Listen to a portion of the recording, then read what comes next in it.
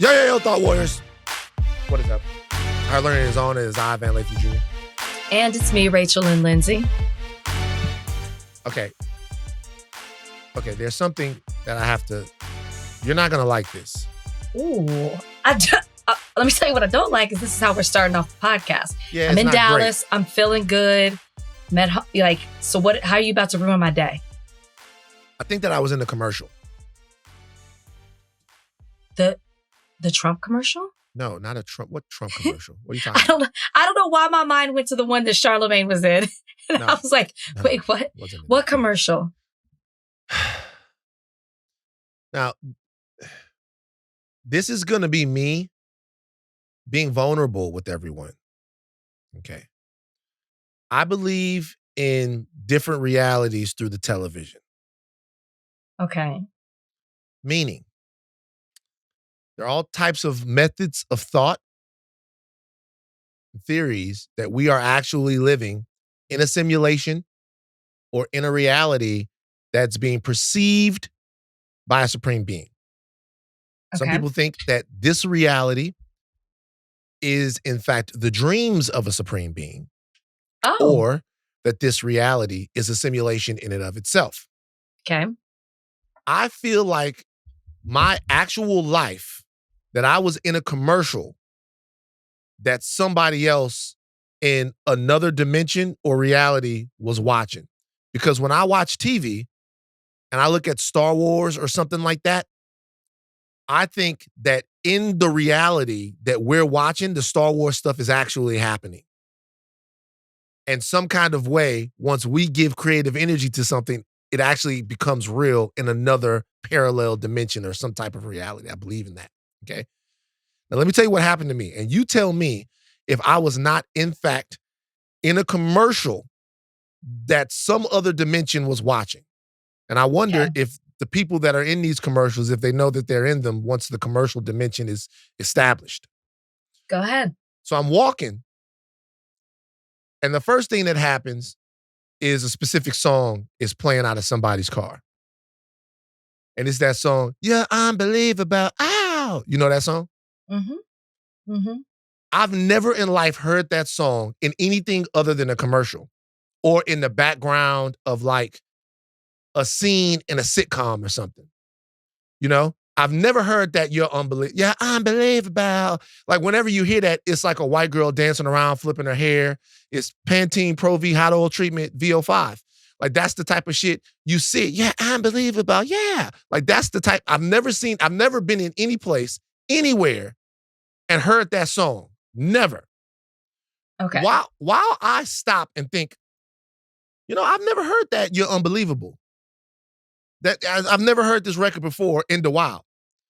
Somebody comes up to me and they go, "Hey, Van, man, I really fuck with what you do, bro. I really appreciate what you do. This is going to sound so crazy, but here's a Starbucks gift card. Go get a coffee on me." No, Negro. And I look down at the card and I say, "Damn, Starbucks." And the "You're Unbelievable" is still playing. The dude walks away.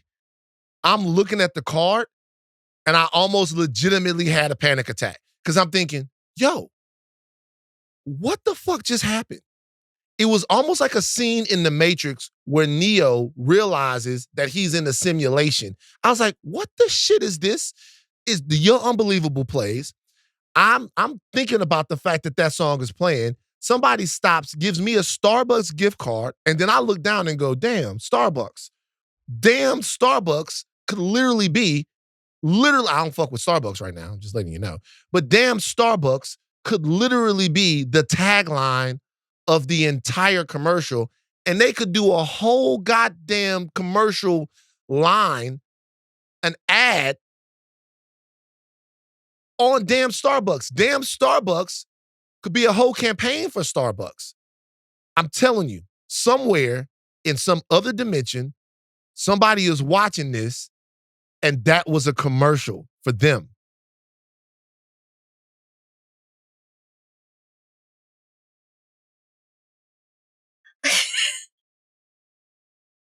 Okay.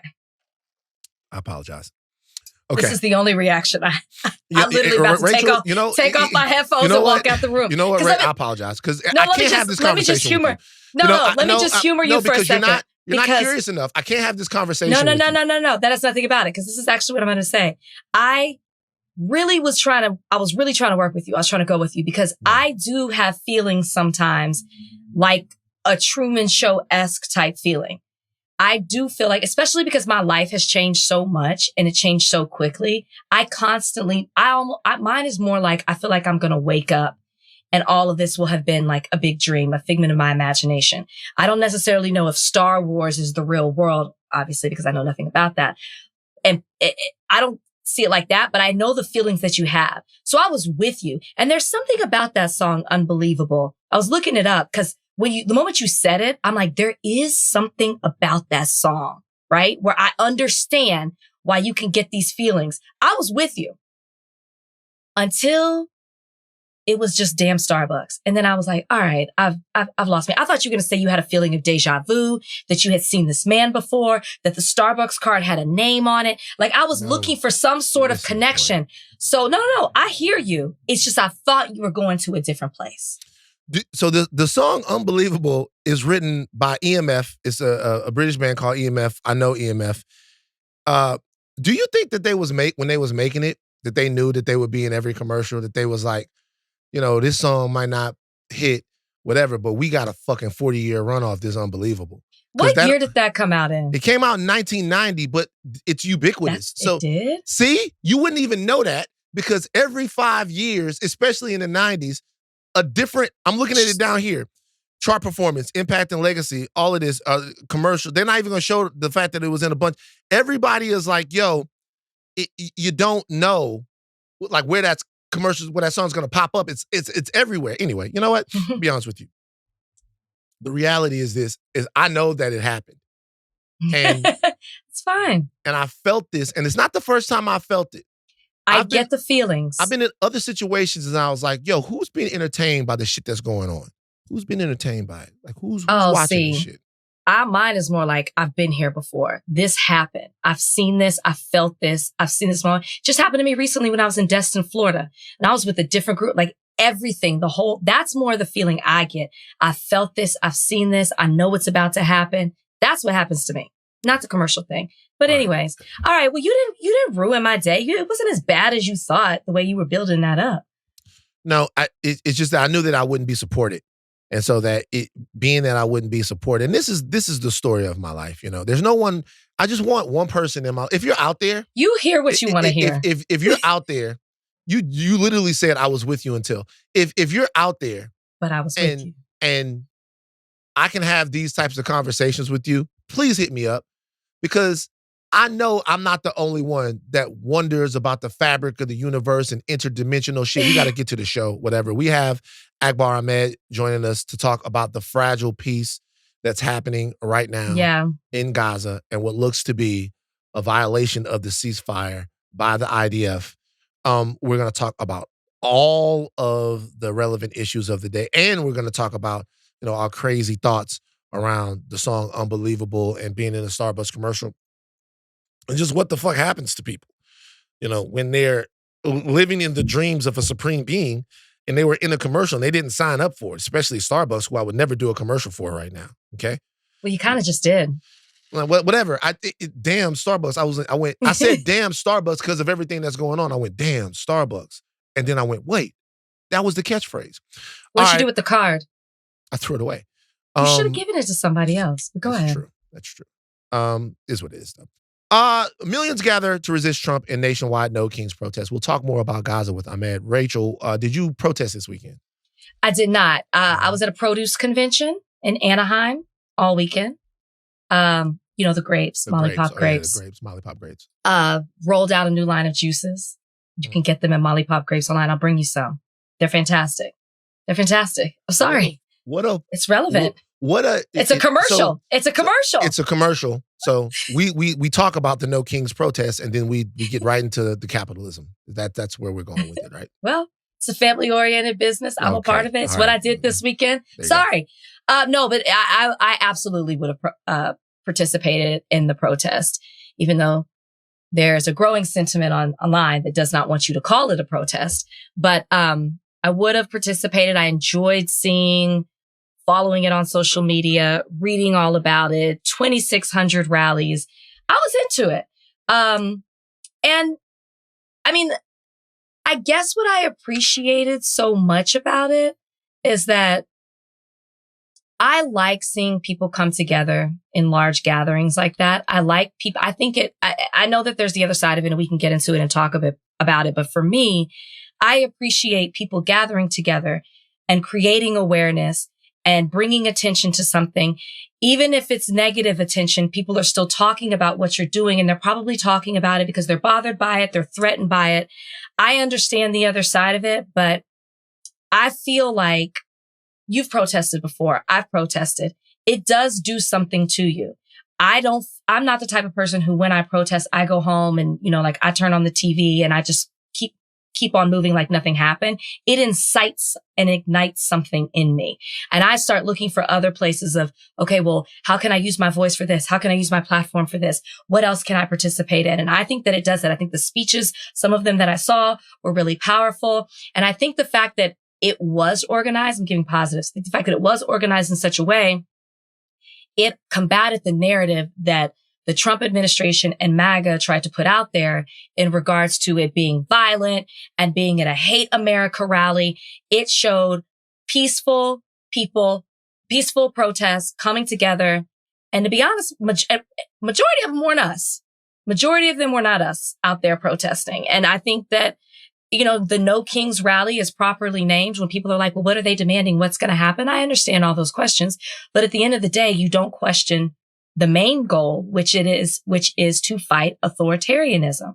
It is to fight for democracy and to fight against the acts that are coming out of the Trump administration, which are in stark contrast to that. So I enjoyed it. You? Did you participate? A little bit. How?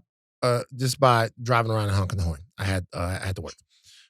So look, this is what I would say. 7 million people protesting across the country. They were peaceful with a few disturbances or arrests. I want to read, just so people know, the specific goals and demands of the No Kings protest. 1, rejecting authoritarianism and consolidation of power. 2, defending democratic norms and civil liberties. 3, opposition to specific policies and government overreach. 4, nonviolent mobilization.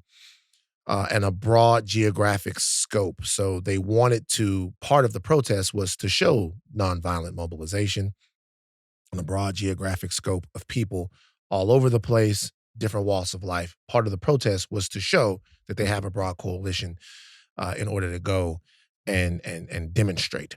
The conversation around the No Kings protests is indicative in a lot of ways of where we are right now in American political discourse. The reality is that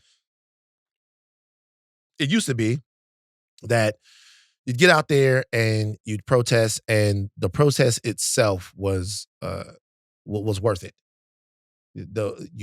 Even if you were just protesting to bring awareness to a movement, that was worth it, right? Mm-hmm. If you were protesting to let people know that you have a problem with something, sometimes you're protesting to stop something. You're protesting to stop work, or your protest is connected to a direct action, like a strike, or your protest is a sit-in where you're disrupting capitalism. These protests did not do that. They didn't disrupt capitalism. They didn't put anything in traction or intention, which protests in the past that have been really effective have. But what they did do was just show the general malaise and displeasure of a wide swath of Americans.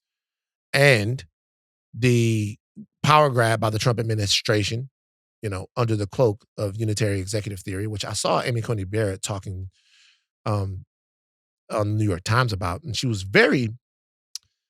I encourage everyone to go listen to the Amy Coney Barrett interview that she did with Ross on the New York Times. Like, go listen to it.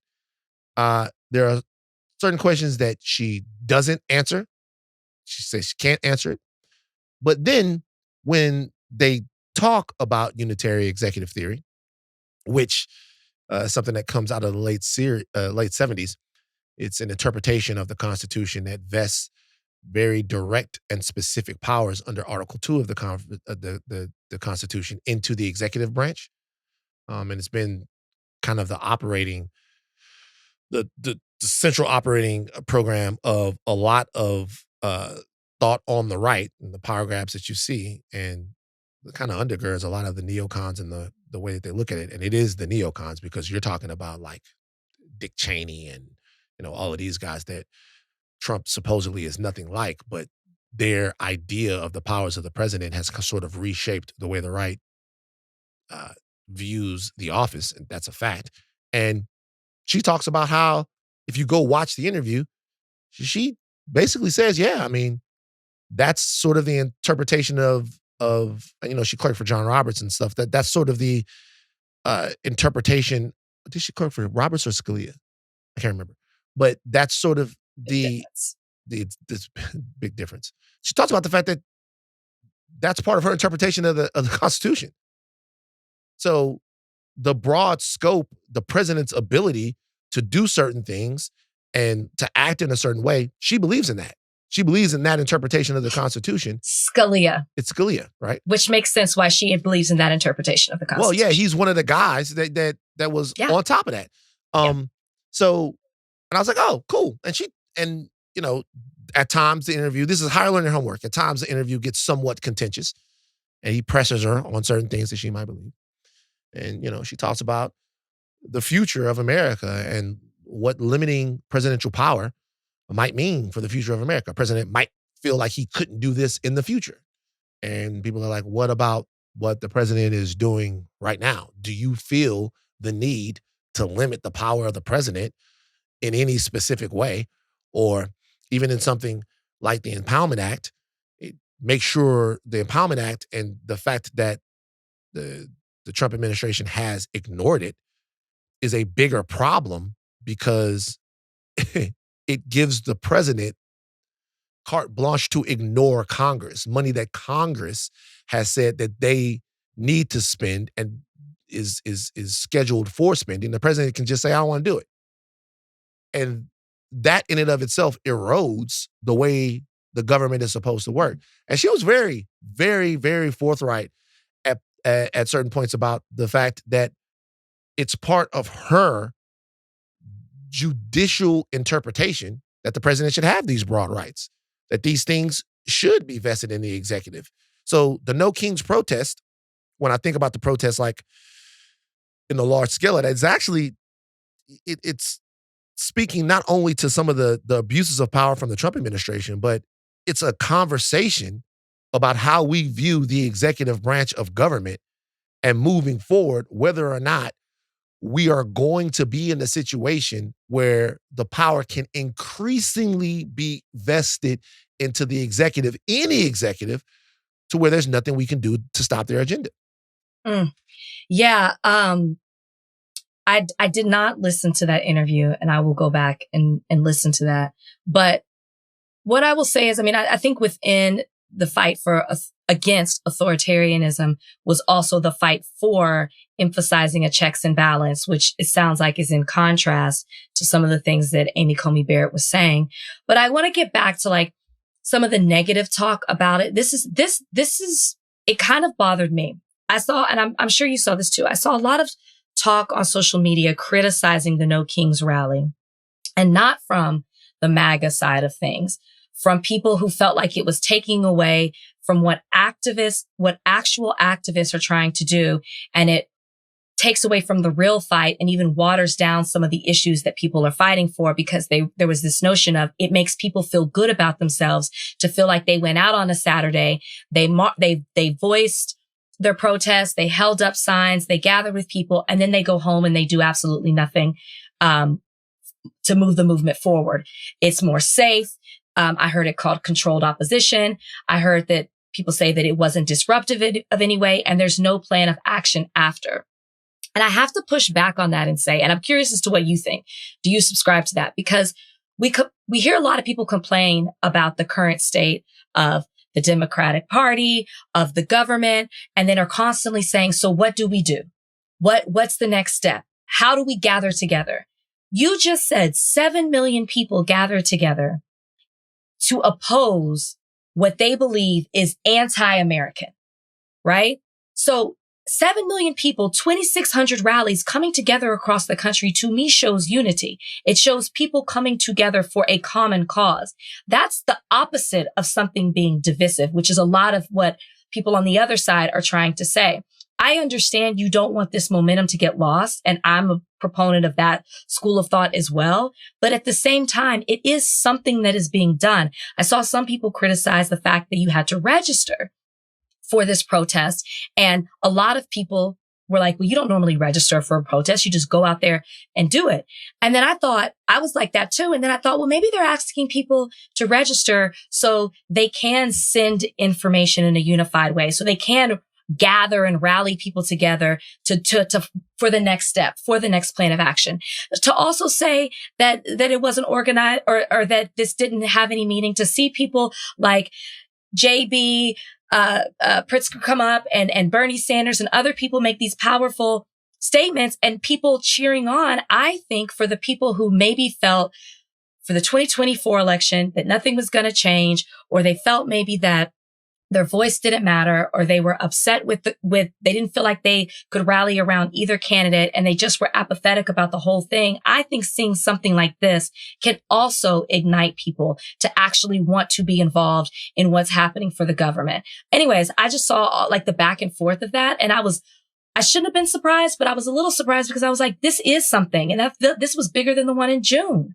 So it's like more people are gathering around. Well, more people are encouraged and upset by what's happening, whether they voted one way in 2024 and have changed their mind, or they didn't vote at all, and now they feel they're upset about it. They're regretting that decision, and they feel maybe energized moving forward. I feel like we have to hold on to something. I don't want to sit and complain and say, well, it should have been this, it could have been this, it could have been this. It's something.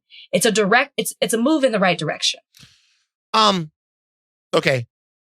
A couple of things. Number one, I would never register for a protest. I just wouldn't do I that. wouldn't either, by the way. I would never register for a protest. And if you're listening to this podcast right now, don't register. Don't RSVP for any protests, right?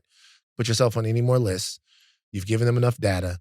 They know where you're at. Damn Starbucks. Okay. They know how to sell stuff to you. You don't need to register for anything else, right? Now, if there are things that you want to be in community with people on, then by all means, share your information. Share your information. Build community digitally with people that, you're going to be able to talk to, whatever. I'm sure there are a lot of good reasons that people have for people that they would want to register for a protest and all that stuff. I kind of don't believe in that. I don't think that's a thing for me. Wouldn't be a thing. Plus, I don't need no more emails. Emails? Right? It's like whoever this Steven is that keeps hitting me up. Hey, Van, it's Steven. And then some of the emails, they come in and it's like the fight of your life. And I was like, whoa, I'm in it. Okay, cool.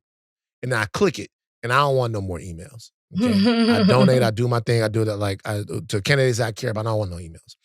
I've seen two things. One, I saw a young man talking about why Gen Z hasn't been protesting. I was there today and I made a bunch of observations. First of all, not a lot of very young people. I think that my generation saw the definitive movements of our lifetime, Black Lives Matter, Me Too, the March for Our Lives, and said, okay, well, we're still watching black boys get murdered by cops. Somebody's getting put up for mayor in New York City who has a dozen credible sexual harassment allegations. We're still seeing schools get shot up. What are these protests going to do for us? The boomers who came out, and there were so very many of them, they saw the Vietnam protests, the civil rights protests, and there was something tangible that came out of that. But the protests that we've seen, there's been so much great awareness that's been spread. There have been victories on a smaller level, but they haven't felt like these protests have directly led to what we are going for. I don't know that it's true that Gen Z doesn't protest as much. A lot of people that talked about this particular protest said that a lot of people out there were a little bit older. And so what I saw, I've seen a couple of videos that showed young people. Some of the young people were acting in ways that maybe were inappropriate but funny to me.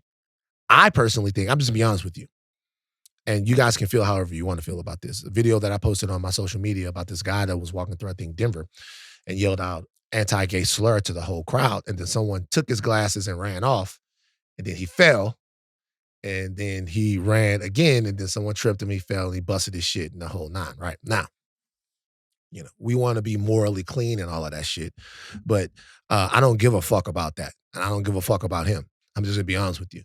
If you see a bunch of black people out there protesting and you walk through and you call them 100,000 niggas, you expect me? We passed that. I'm not going to take your glasses off your face. I'm not going to trip you down.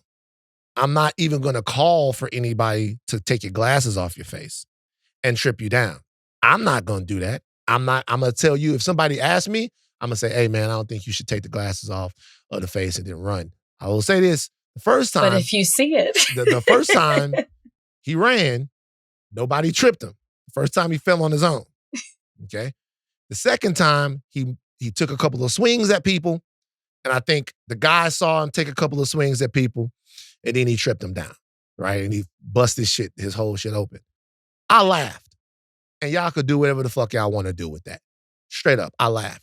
Because I'm just not, and I'm not going to spend a lot of time on this. I'm just, you guys, like I go and I sit on these panels with people, and you can't, go back to the Scott Jennings thing.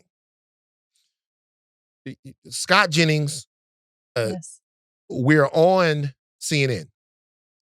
There are reports from Chicago that children were zip-tied when ICE raided one of the places in Chicago, right? Me and Scott talk off of the air. Everybody talks off of the air. You've done those shows. So it's not like everybody going to the green room and we lay 3 knives down and get to sticking each other. That's not what happens. But when I'm looking at him and I go, yo, man, can you just condemn the zip tying of children? Right? He goes, I reject the premise of the question. We good. I mean, I'm being for real. We good. We good. We're good. But when guy falls down and busts his fucking face open, don't moralize with me. Kindness is not a birthright. Empathy might be. Kindness is not a birthright. Kindness is earned. You earn kindness. If I walk up to you, I open my hand, I show you my hand. Hey, nothing's in the hand. Let's chill. Let's do our thing. But if you walk up to me, and if it's fuck me, fuck you. And if you say fuck me, and then you drive down the block and your car hits a stop sign, I'm gonna walk by and be like, I'm gonna render you aid. If you all fucked up. You know what I'm saying? If you all fucked up, I'm like, hey, the whole thing. But even as I give you the chest compressions, I'm gonna be like, hey, you shouldn't have been fucking around. It's your hateful, dumb ass. This is what gets you. Take his stupid ass to the hospital. But you don't, especially now, you guys gotta earn our kindness. We ask you guys to care about children getting zip tied and y'all won't do it. You have to earn that kindness. And if you walk through that crowd and you call them people the F word, and somebody does what kids in high school do, which is, I got your hat, and then they run away, and then you run and you can't run 10 steps, and you fall, I'm laughing. Fuck you. Back to the protest. This is the deal. You guys, and I hope that everyone hears me on this, everybody got different jobs, man. If nothing else, if you get nothing else from this podcast, everybody got different jobs. It is some people's job to go out and do the protest. It's some people's job to get the legislation passed. It's some people's job to compromise. It's some people's job not to compromise. It's some people's job to do a little bit of capitalism. It's some people's job to do none. It's some people's job to use God to get out there and move people in the way. It's some people's job to be secular in it. Everybody has different jobs, but everybody should have the same goal. And that goal should be the destruction of hierarchy, the raising of freedom in people's lives, and responding to tyranny. the way that you do it, people might look at you and criticize you and be like, that don't do nothing. Don't worry about that. Do your thing better. Do what you got going on. Everybody got different jobs. I see some activists right now, my revolutionary left activists, that are already starting to turn on Zoran Mamdani. They're already starting to turn on him. Zoran Mamdani wasn't running to be he's not running right now to be the number one activist in New York City. That's not what he's running for. It's your job to be the number one activist in New York City. It's your job to continually stay pure and push on the people that you think are working on behalf of you. It's your job to be a thorn in their side. You're never supposed to be cool, pancake eating with a politician ever. But he is running to be a politician. And so he is going to politic at some point. And everybody has to know that. Doesn't mean that absolves him or insulates him or anybody else from criticism. But it just means that we really have to understand the diversity of our places in said movement or as citizens of this country. Because if we don't, we'll spend an inordinate amount of time of criticism of each other and not focusing on the goal. Now, that doesn't mean that there should be no criticism. Like, if you're taking money from certain people, we're going to criticize you. If you're with certain people, we're going to criticize you. We're going to ask you if that's the best way to go about it. That's fine. But let's not spend too much time on it. Let's spend time on getting to the problem. Everybody's got different jobs. Everyone has different jobs, and that's okay. All right, everybody. You eating the pork today? I had bacon. And my mom will make me a pork chop tonight. Oh my God. What's the problem? Hazel. What's the problem? Hey. What's the problem? Who is Hazel? Okay. You know who Hazel is, nigga. You didn't met Hazel before. See, don't even be bougie like that. Hey, like, Hazel is over here in the corner, shaking her head. Like, shaking. I asked. Say it to my face. Hazel is over here in the corner. Come on, Hazel. Hazel is over here in the corner. I asked the question whether or not you had eaten pork today, and you were like, yeah, I had some bacon, and I'm gonna have a pork chop. And Hazel is shaking her head. I saw her do it.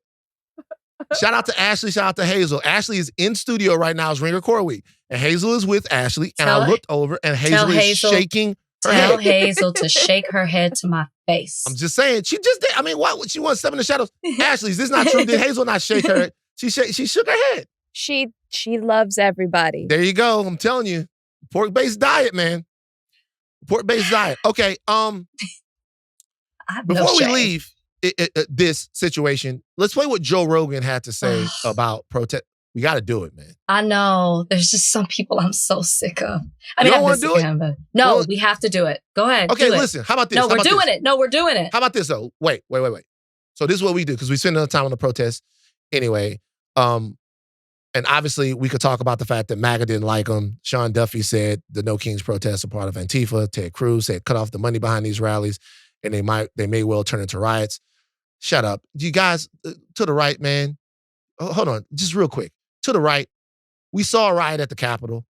We saw a riot where things happened and you guys pardoned all of the people and put some of it in government. Like, legitimately, I know that you guys, it's like, let me ask you a question, a serious question. This question is not just to you, but it's to everyone that's listening. And I'm telling you guys right now, I want the answer to this question. Like, come on. I'm not on the Reddit. I haven't been on Reddit in years. The podcast is in its golden era right now. And I think that's because I haven't been going on the Reddit. You on the Reddit? Yeah. Shout out to the Reddit, though. Shout out to everybody supporting higher learning. I mean that sincerely. I want to know what you guys think our reaction should be to blatant hypocrisy like Ted Cruz here. Follow the money. Cut off the money. And you look at this No Kings rally, and there's considerable evidence that George Soros and his network is behind funding these rallies, which may well be riots all across the country. And Soros is writing the check. And so I've introduced legislation called the Stop Funders Act that would add rioting to the list of predicate offenses for RICO. Why is that? Because it would let the Department of Justice use RICO, racketeering, to prosecute the money that is funding the anti-Semitic protests on campuses, the pro-open border protest in LA and other cities, and these No King protests, anyone that is supporting rioting and violence, it lets you go after the money. And I'll tell you, there are more than 200 left-wing groups behind these No Kings rallies this weekend. They deliberately are blind to what each of the others are doing. That's part of how they avoid accountability. RICO is designed for precisely that sort of criminal enterprise.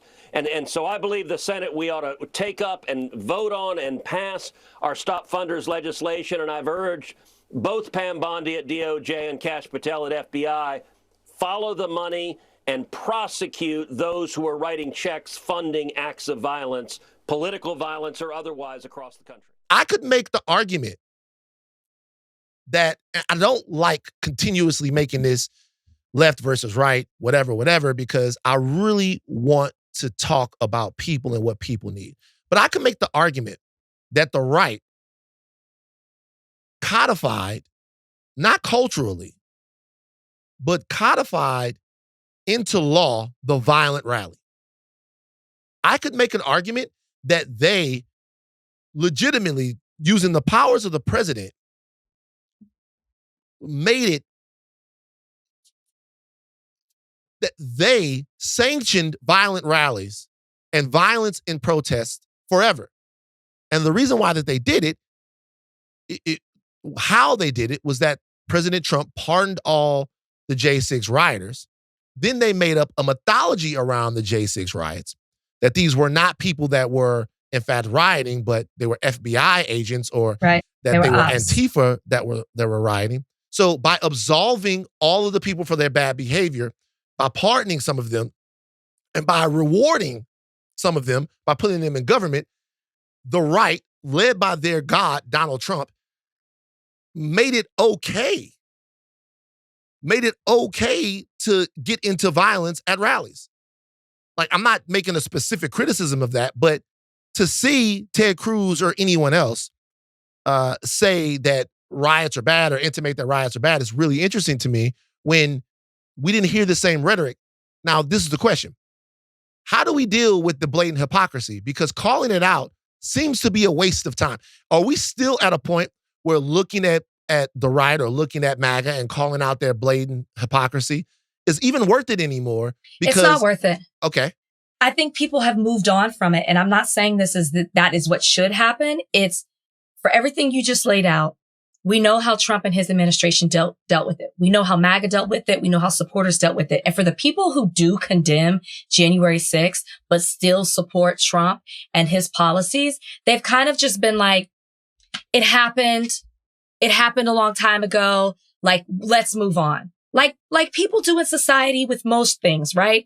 Whether it's a school shooting, whether it's some kind of tragedy, whether it's some kind of salacious gossip, it's a thing people talk about and then they move on to the next thing. I think a lot of people, and I think you almost, for the people who justify their support of Trump, that's almost the denial you have to live in. It happened. All right, let's move on. Okay, do we really want to keep belaboring the issue? Like, that's how they really think. And I'm not saying that it's okay, but to your point, to the question that you proposed, it almost is in vain. Like, we know where we stand. We condemn it. We obviously recognize January 6th for what it truly was. But having the back and forth fight, if they're going to move on, then we need to move on to the other detrimental things that they're doing at this point too. We can talk about it. We still hold their feet to the fire and accountable for what happened at January 6th and not let them get by with the lies, the conspiracies, and watering it down. But we also have to keep fighting on other stuff because they have moved on to the next thing. Now, Joe Rogan is different. I don't even look at Joe Rogan as somebody, even though, yes, he has put out his conspiracy theories about the plants that were in the audience and all of that. Play what Joe Rogan said. Political cause thing. Yeah, all those people that are protesting on the streets, 99% of them are losers. The other ones work for the Fed. I have a whole joke about that. It's like, damn. If it's FBI agents and losers. That's all it is. The whole fucking every protest, dude, is FBI agents and losers. I talk about this all the time. I'm like, for me, you want me to join a protest? You want me to get out on the street? First of all, to make a sign? The fuck out of here. And then you don't have to make the sign. There's a guy with a van who's paid by George Soros, yes, and he's got stacks of signs that were made at Kinko's. Okay, they're not cut it off. If you watch the video, they're smoking cigars and having a great time. And right. Stuff. Right. What you got? Right. It's not, we already said all the things we know about January 6th. We understand where they come from when it comes to that. I think the bigger issue is to your point, watch the clip, watch how they laugh, watch how they smoke cigars, watch how how carefree they are in talking about it and dismissive of what protests are and the people who participate them and why. It's the sentiment in that clip that I think is what we need to be talking about, because that sentiment is what has infiltrated American society and is the reason that people go out there and protest. Obviously, Joe Rogan can sit on that podcast, on the microphone and come from a place of privilege as a white rich man. We know that. It's his privilege that allows him to laugh and be so dismissive when he's talking about these protests, to sit there and call people losers. But I think the bigger issue is the lack of empathy and the lack of desire to understand the purpose behind the protest. Because he doesn't care and it doesn't impact him, which always just baffles my mind, because he has a Black daughter.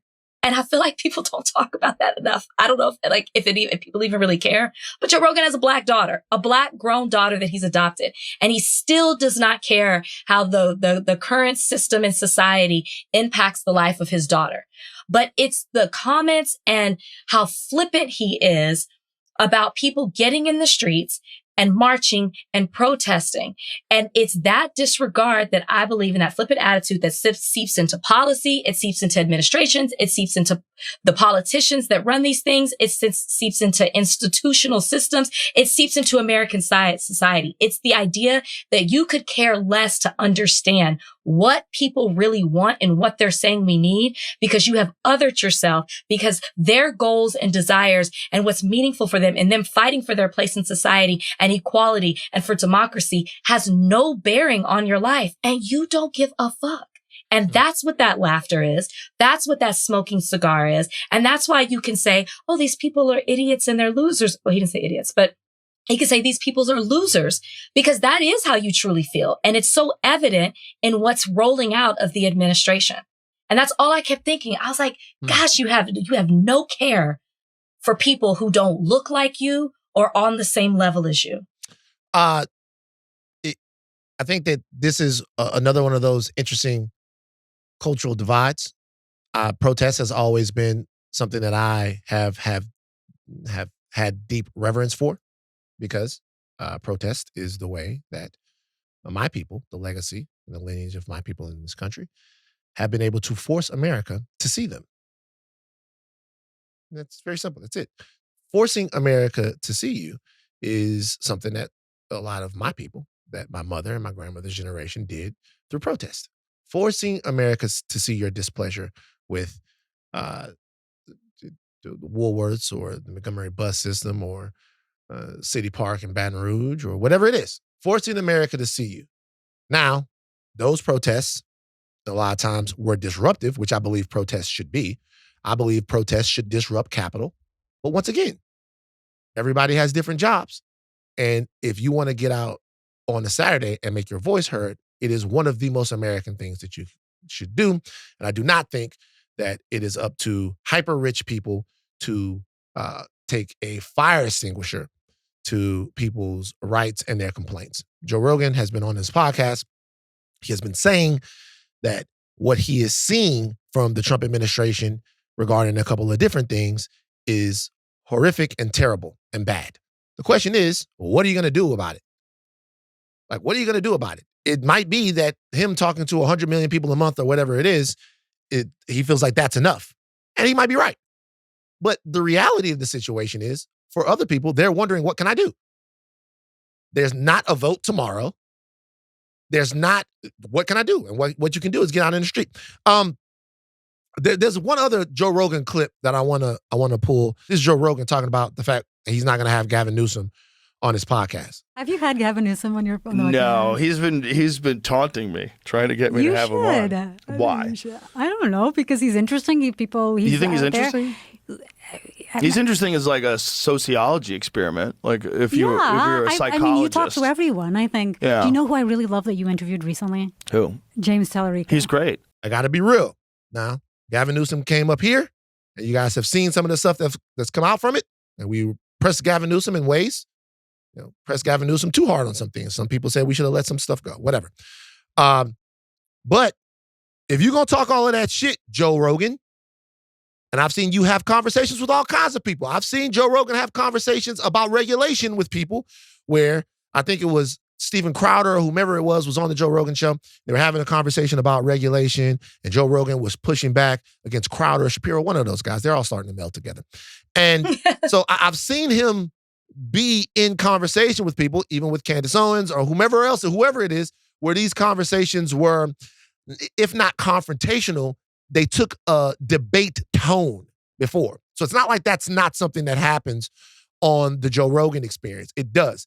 If you're going to set out to call this guy out over and over and over and over and over again, it's pussy. It's pussy not to have him up there if he wants to come up there. Now, it's not, I'm not saying that it's anything. I'm saying it's pussy. I'm saying that it makes me think that Joe Rogan is scared to have Gavin Newsom on the Joe Rogan Experience. And I'll tell you what I mean. There are not a lot of people that come on Joe's podcast. He has been elevated to this deity type status that there are not a lot of people that get invited onto that podcast that is, especially as of late, besides some of the things that I talked about a second ago, which were a little bit older, a couple of years older, and not a lot of people that come on there that really challenge him on anything. They are so happy to be sitting in the seat, to be on there, yeah, that they really agree and yes and Joe a lot. And when there is a debate to be had, what I will say is sometimes he brings people on that have that debate. Mm-hmm. Like he had Douglas Murray on, and Douglas Murray was going back and forth with Dave Smith. Joe was getting involved where he could or in ways, whatever. But the reality is you continue to call out Gavin Newsom.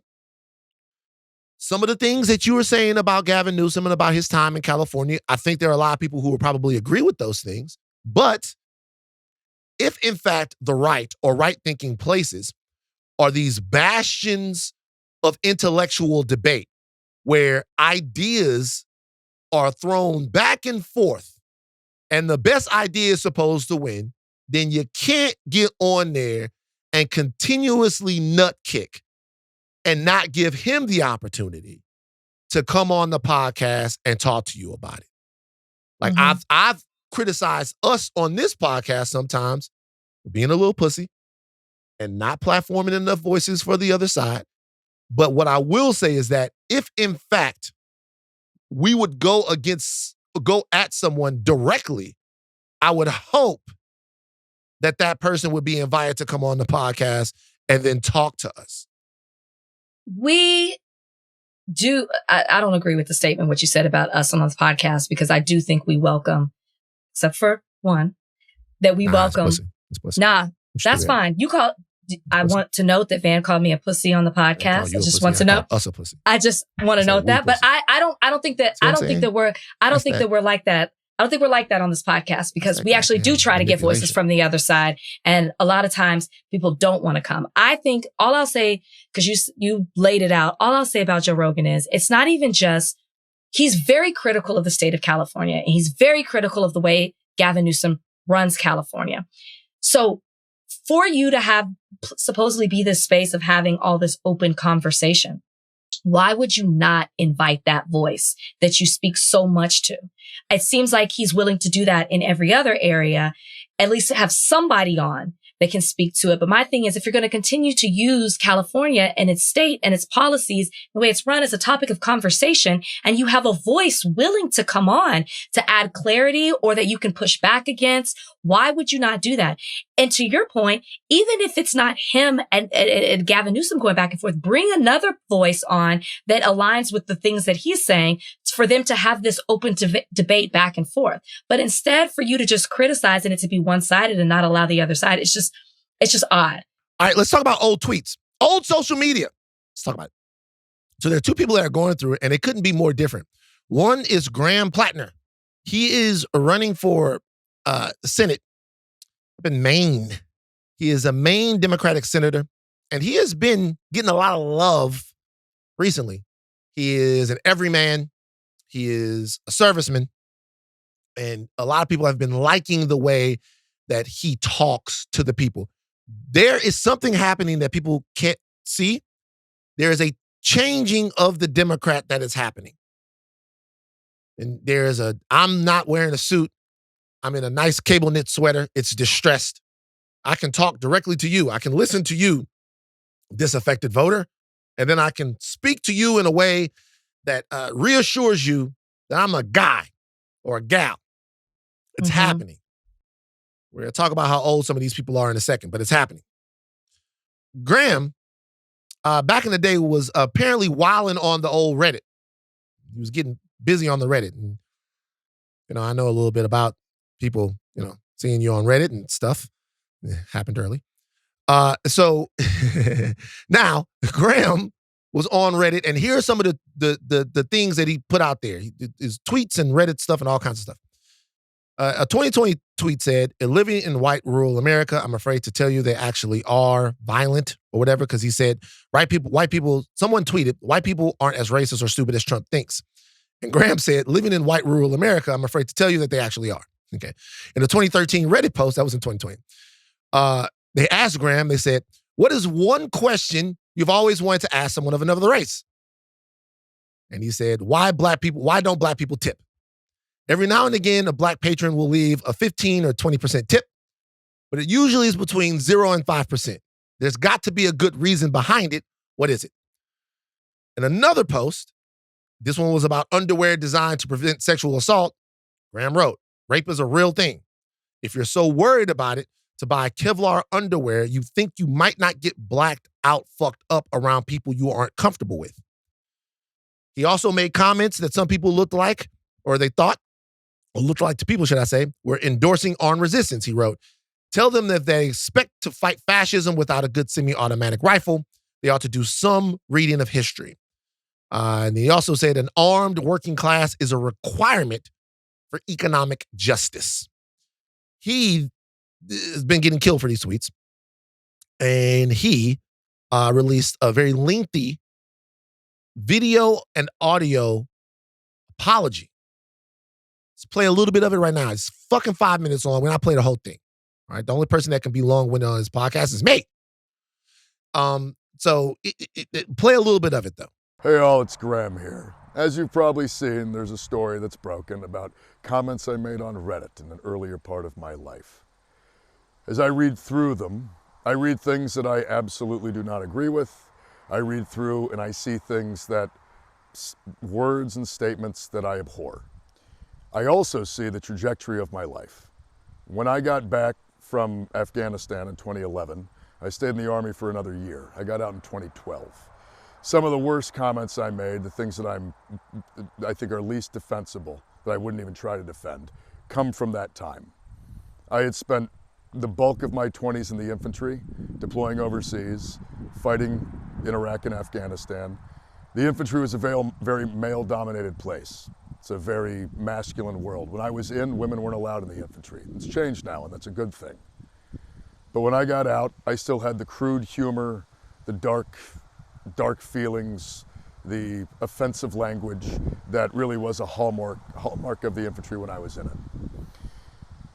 I made comments that I'm not happy about, that I do not agree with, but they came from a time and place in my life. And as I read through the comments that were released, I can see myself changing. My language gets less crude, my thoughts and my feelings get a lot less kind of rough around the edges. I do get almost more disillusioned though, and it's important to know that this was a time in my life where I was struggling deeply. I got out of the Army in 2012. I had PTSD. I had depression. I had all of the things that come with serving in a war, in 2 wars, that I eventually began to not believe in at all. It left me feeling very unmoored. It left me feeling very disillusioned, very alienated, and very isolated. And I think like a lot of people, I went on the internet to post stupid things and get in fights and find some form of community in some way, some outlet for my feelings, for my rage, for my isolation. It wasn't until I found actual community that all went away. And the reason that I stopped posting on Reddit around 2020 and 2021. That's enough. He's better now. All right. He figured it out. So, Rach, this has got to happen. Apology rating. Yeah. I'm going to give it like at least a 6. Oh, shit. Okay. I know. I listened to the apology. Obviously, I think, you could say he tried to make excuses, but I think that it wasn't an excuse as to much explain where he was coming from. And I'm not even saying that I agree with everything, because I obviously condemn the way that the comments about him being so flippant about sexual assault. Obviously don't like what he had to say about Black people. Those things, and I haven't seen every single Reddit post that he had, but I liked the apology. And I think what I particularly liked is the way he was talking. We've talked about the male loneliness epidemic, and the way he talks about coming back from war and how he had absolutely no community, and he knows he was suffering from PTSD. And because he had no community, he sought out community in a place maybe he shouldn't have. And so he was saying things, and this is not an excuse, to get a reaction and to be provocative. And because he was angry and he was disconnected. And I'm like, that is exactly what we're seeing happening, which is why this epidemic exists. He was a member of that society. And because he felt so disconnected from reality, he found his reality on the internet, and he speaks directly to that. I appreciated that. And then I like that he said, you'll see these comments stopped when I found community in real life. I built real relationships and friendships and networks. And he embraced the fact that the male loneliness epidemic, even though he doesn't say it, is a problem. He was wrong for it. He acknowledges it, which, not to compare him, I am to other politicians, but having a conversation just a couple of weeks ago about the young Republicans and how people made excuses about that. And this man is like, this is what I did. I am wrong. I'm standing in it, but I want to show you how I got out of it and why I'm in a better place. And you too, maybe you fell into this world because of whatever reasons. Now, you're not agreeing with me.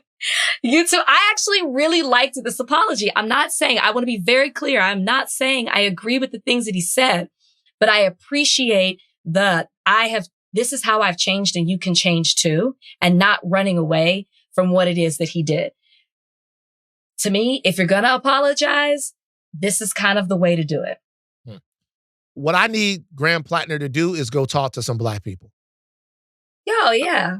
So just go talk to some Black people. I respect these types of apologies or these types of statements when I can. Community for him right now is to build some community off of this. So go talk to some Black people. Sit down, and I need him to, with Black people, talk about tipping. Like, have the conversation. I'm serious. Like, have the conversation. Like, have the conversation. I'm not stumping for Platner to come talk to us. I'm not saying that. Somebody Black. Sit down and have the conversation. Because what I like, and this is why I think all of these Black platforms, these Black media platforms, a lot of people are coming down on Black media right now. I still see the immense value of Black media, right? The immense value of Black media. Of course. No, there's conversation about whether or not Black media is serving Black people anymore. It's a conversation we should be having as well. So it's a conversation. But the reason why I like it, when you talk about somebody going on the Breakfast Club, or even if Graham Platner went on a non-political show, like if he went on Drink Champs, if he went and sat down with the Joe Budden podcast, these are non-political shows, right? Well, they're getting kind of political now based upon some of the things, some of the conversations that are happening. But I think all of those places are valuable because I like to see, I said this before, the way white people act when they think and know that they're talking to Black people. Forget about the questions. Like, I never forget Lee Zeldin went on the Breakfast Club and they asked Lee Zeldin a question. And Lee Zeldin talked about the fact that him and Angela Yee were at the Jamaican Jerk Chicken Festival earlier that week. And they were like, yo, we asked you about this and you start talking about Jamaican jerk chicken. It's not serious. It's not a serious answer. And sometimes when you're making these apologies, it's one thing to sit in front of somebody and make that apology, but it's another thing to actually build some community by sitting in front of somebody and just being like, hey, you know, Graham, let's kick it. You know, I'll wear a cable knit sweater and a curved bill hat. Let's talk about why you even thought that, or why it might be true, or why it might be something that we even think, or like let's laugh, let's build community. Apologies to me should build community. And that's the problem with apologies. The problem with apologies is people think that there's enough to the apology just to say, I'm sorry, I was in a different place. No, I think an apology should be an attempt. You've never really said it. You prosecute the apologies, and that's why we love you, okay? An apology should be an attempt to build community with the people that you are apologizing to. Because once you have wronged someone, and once you have made somebody unsafe, a true apology is making that person safe. And the way to do that is to build community with them. That's why we also have to talk about this one, and this one is tough. So Graham, go talk to somebody black. All of the other shit, talk to whoever you want. I'm sure talk to somebody black in Maine, because that's where you're running. I looked it up. There's 2.5% black folks in Maine. Talk to black people in Maine.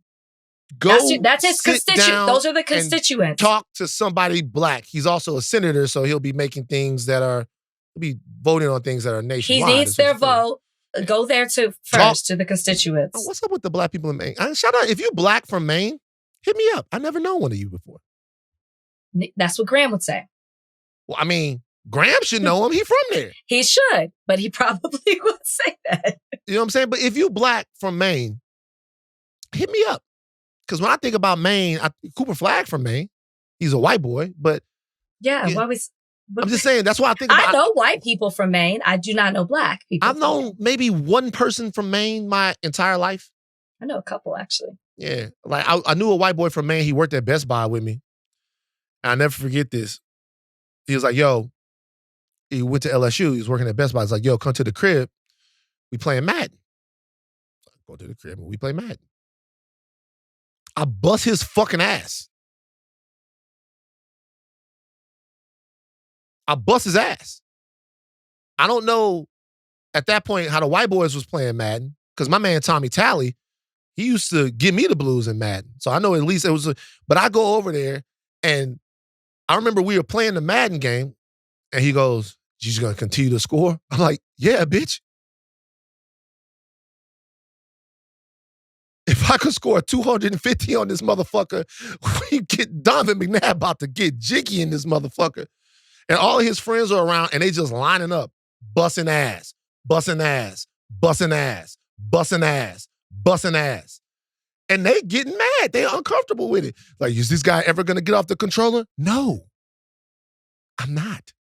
If you go outside of the dorm and you find somebody else to bring in this bitch, I'm gonna bust his fucking ass too. And then we stop being cool. Because of the Madden thing. And I'm like, what? How y'all play Madden? If I'm playing with Ra-Ra, with Peanut, with Bobby June, we busting each other's ass in the Madden. That's not Maine. That's fact. Maybe they play Madden differently in Maine. Maybe they do. Let's talk about Tyler, the Creator. Oh. You gotta do it. Okay? And I know it hurts. So Tyler, the Creator, is somebody that we all love. He's facing backlash right now because he said a bunch of anti-black shit in the past, and it's facts. He's facing backlash. All right. Now, this started because, rest in peace, D'Angelo. D'Angelo passed away, and Tyler, the Creator, a brilliant artist. Look at me already caping. He posted like a fucking tribute to D'Angelo. And in his comments, they started wilding.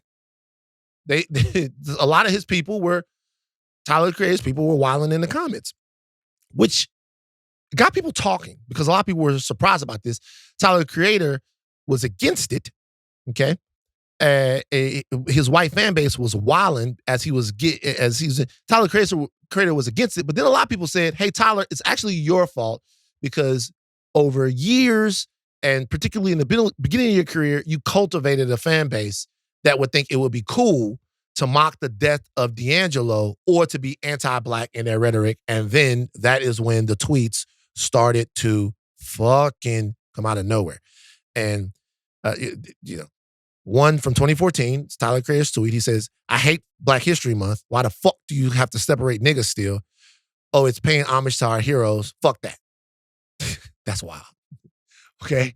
It's Black History Month. Come on, Tyler. Come on, man. That's wild. Another one from 2014 said that he has a distrust for random Black dudes, describing their hair in derogatory terms, saying they like everything. He also joked about affirmative action. Ha ha ha, some Black chick works here. Affirmative nigga. In 2014, amid the Ferguson riots following the police killing of Mike Brown, he commented it, and Black people are currently mad right now, but in 2 weeks we'll be over it because they don't really care. Cool hashtag though, right? Now we should say, Tyler Creator right now I think is like 34 years old. He is. So in 2014, Tyler Creator is 24 years old. Okay. Now, this right here is a test. This conversation is a test. And let me tell you why it's a test. It's a test because it's not that we like Tyler, the Creator. We love him. And even then, what he was seen as by some of us, not all of us, some of us, he was seen as the little homie troublemaker on the block or on the hood, in the hood that says wild shit. Correct. And that person has always existed in culture, at least for me, right? There's a story, man, and I was always waiting for the right time to tell this story, but it's a true story. Tupac died. Pac passed away, and there was a big situation in the back on Southern's campus when Pac passed away. I was still in high school, but people are around and they doing their thing. They're very upset. I'm looking at girls on campus. I'm like, yo, what the fuck is going on? I'm sad and shit. But I never forget. They playing the music and, it's not like a big, huge, it's not like it's 7,000 people out there, but it was people out there. Tupac passed away on the yard and there's people out there playing music and all the thing. And everybody's playing the music. All of a sudden, you hear this nigga go. I'm not saying that this is funny. I'm just saying that this does exist. You hear this nigga go, man, fuck Tupac. And then you see this other dude go, nah, nigga, fuck you. And he was like very emotional. And it was a whole thing, and I'm watching this going down. So the Tylers, the people that be like, fuck Black History Month, fuck Kwanzaa, fuck all of this stuff, these people have always existed. They just, when you put this on Twitter, it exists forever. So the question after that long preamble is, what do we do? How do we deal with this? I definitely come from a tribe of people to where we look at what happened and we view the actual thoughts and talk about the thing and try to understand the person as a human. But at the same time, if you're looking at this, now you're to a point to where Tyler's fan base, or at least a part of them, a portion of them, thinks that it's okay to say fuck D'Angelo after he dies. So the seeds that have been planted throughout a long time of saying this type of stuff, they sprouted. Yeah. And in a moment where we needed to have some empathy for actual Black life that was lost, it wasn't there. And that's a real thing that we can discuss. Rach, what do we do? Yeah, so I can't do an apology rating on this because Tyler, the Creator, has not made a comment. He has not apologized. And to the best of my knowledge, hasn't truly addressed this. Because this is the thing. This is not the first time this stuff has come up. I'm new to being a Tyler, the Creator fan, but to your point, I am a big fan.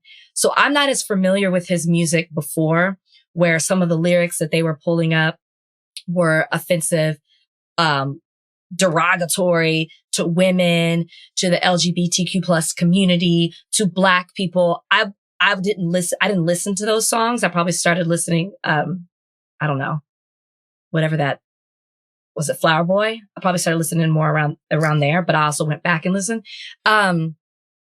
Yeah. So there's not an apology for me to address. You asked the question, what do we do? And my thought process is, well, what is Tyler going to do?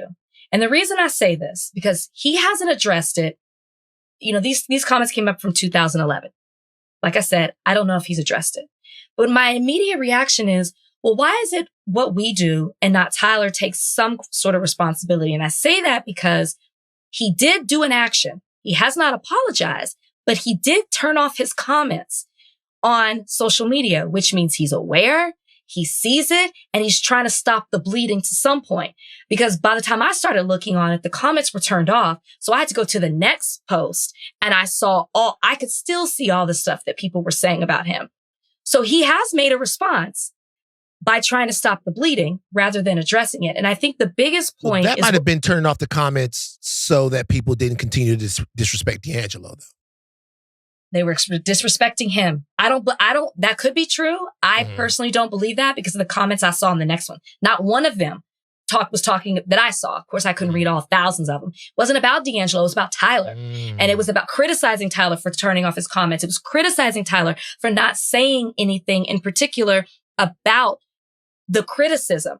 Because to your point, you could say, maybe Tyler didn't mean anything of it. He's a troll. He was doing stuff for reaction. He was doing it to be provocative, to get attention. But the people who were consuming your music, like I was reading comments from people who were saying, you gave power to people who didn't look like me to laugh at me, to make fun of me, to water down the things that Black people were going through, to make jokes about the injustices that the Black community faces, to say the N-word, that's what he gave. He gave power to that in his trolling, even if the intention wasn't there.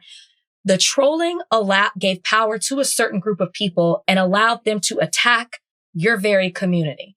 That is a problem.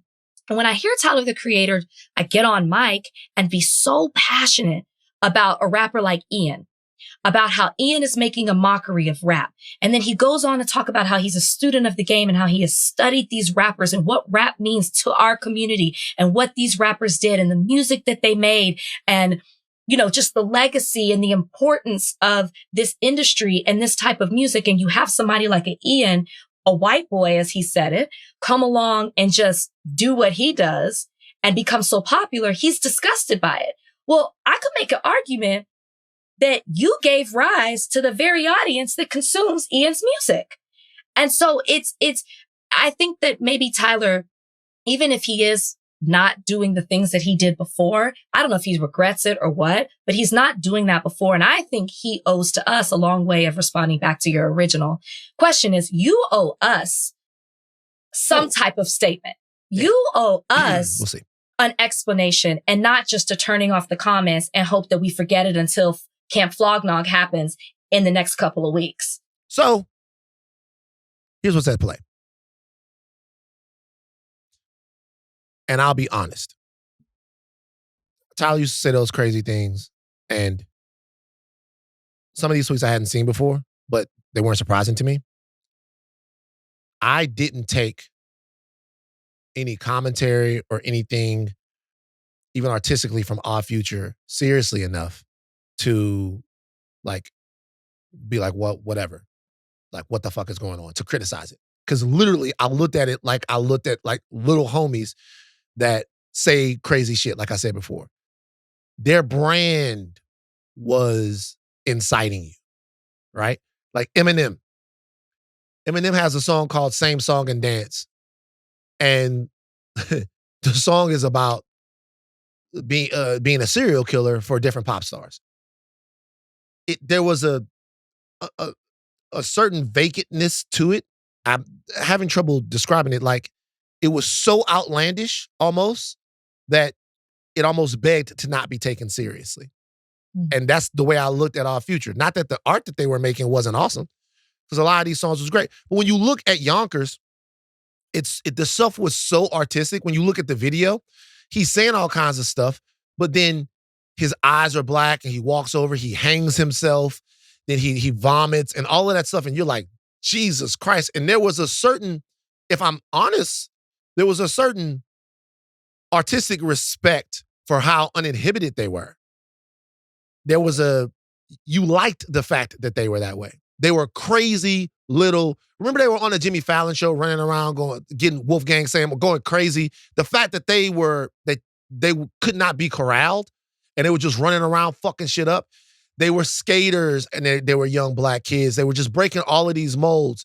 A lot of them were sexually fluid. Almost everything was a challenge and they were challenging convention. What happens is you do that when you're young.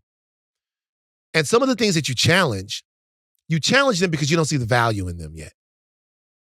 You don't see the value in community or sensitivity or understanding. You don't see the value in it. Then you get to a point in your life where you grow musically. He talks about his transformation and wanting to make different music and have different sounds. Well, now you're listening to some of this stuff and it's like the people that came before you in this, you see the value in that. And you also see the value not just in their music, but you see the value in the circumstances that created that music. Because it would be difficult to listen to Marvin Gaye and not see the point of view that created the artistic expression from Marvin Gaye. And once you have an appreciation for that music and that music becomes I'm not saying that he didn't before, I'm saying that it's more pointed and obvious now, you start to change a little bit and you mature. You mature and you understand that the things that you said, that you put up there, they exist forever. I worked at TMZ for damn near a decade. So it would be really stupid for me to act like I don't understand now the point of view of somebody that maybe at one point, when I was in my 30s, didn't understand what it meant to be connected to something. What I'm always interested in, to your point, is, are you willing to have the conversation now? Yeah, does your maturity come with that? Are you willing to have the conversation now? And it's not like, because a lot of these guys, pushing them to apologize is not,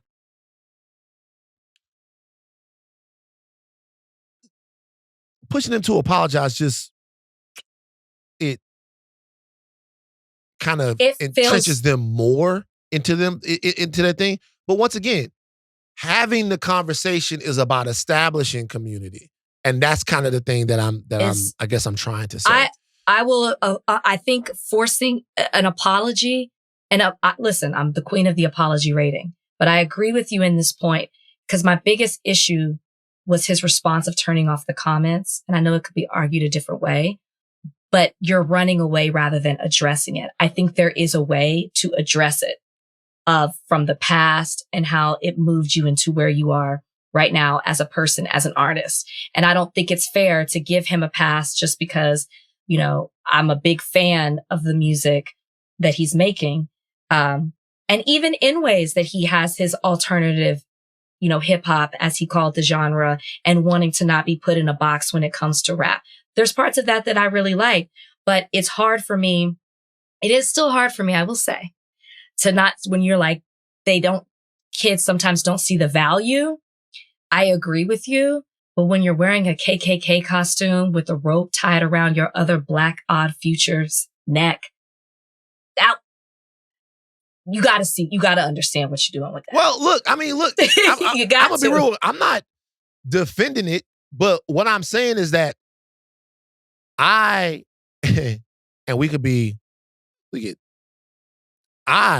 was raised to see what that image was since I was a baby.